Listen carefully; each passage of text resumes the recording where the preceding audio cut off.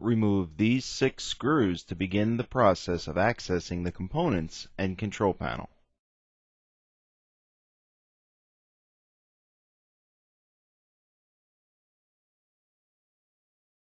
Remove the last screw, then slide the detergent drawer out to allow for top trim removal. Lift the top trim off of the machine.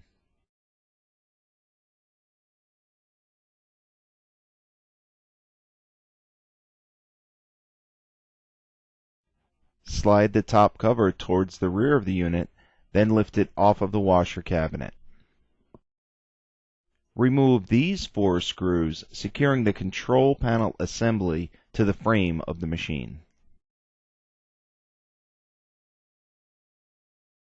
Remove the last screw, then slide the detergent drawer completely outward.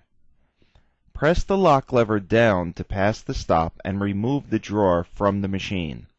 This reveals the last screw holding the control panel in place. Remove this screw. Double check that power to the appliance is disconnected.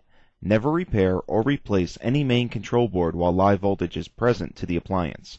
Now release the tabs across the top of the control panel and fold it down. The board is held into the escutcheon by several tabs and Phillips screws indicated here. A closer look reveals low voltage connections on the left side and several line voltage connections to the right side. Consult the schematic in the mini manual to utilize these connections by testing components at the board before physically tearing down the appliance. Once disconnected, place the control panel on a clean, dry surface. Release the board from the escutcheon as described previously.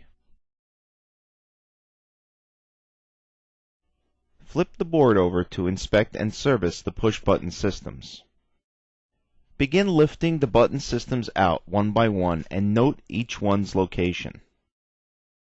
There are no fasteners, rather each button system is held on with molded locking tabs and struts.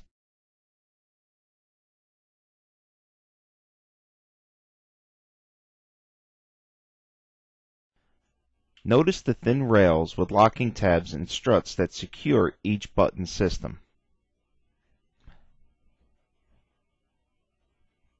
This concludes this training video.